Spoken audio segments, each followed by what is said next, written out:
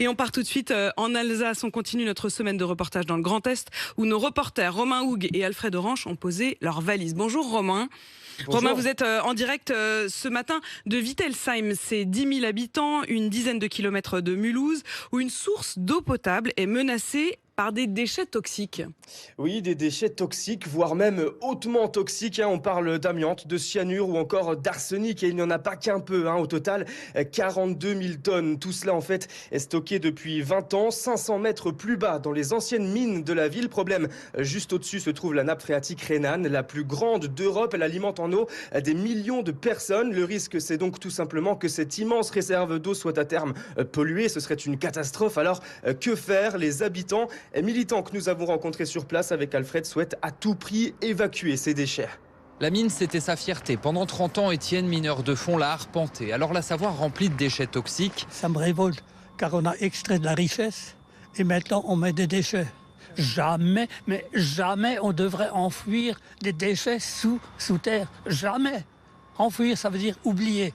Ces déchets, à un moment donné, ils vont créer des problèmes pour les générations futures. C'est criminel. Parce que le danger pour lui, c'est que ces déchets qui remplissent aujourd'hui la mine soient engloutis par la nappe phréatique et empoisonnent l'eau de la région. Yann Flory est le président du collectif des stocks à mine. Imaginez-vous un terrain qui a été pendant une centaine d'années fissuré, percé, transpercé. Ce terrain est fissuré de partout et l'eau, on connaît le principe de l'eau, elle rentre partout, elle s'écoulera de partout et tôt ou tard, à une vitesse qu'on ne connaît pas, envahira le fond et là ce sera la catastrophe. Une seule solution est viable pour eux, évacuer les déchets toxiques au plus vite. Alors on dit sortez-les, on les stocke en surface, ici, il y a de la place et on les surveille, on les contrôle et on essaye de travailler sur leur détoxification.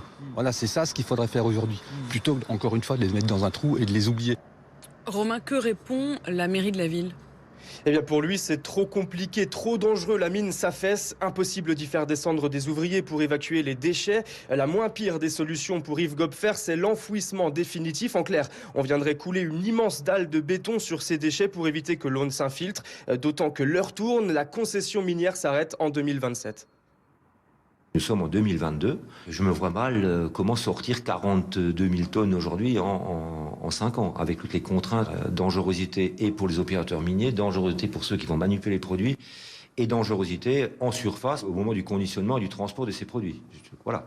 Là, il est trop tard. Et en plus, n'en sortir qu'une partie, aujourd'hui, c'est pas satisfaisant. Il faut malheureusement bien surveiller, bien confinée, et Mme Pompili, malheureusement, elle doit prendre la décision parce que c'est elle qui a le dossier en main aujourd'hui.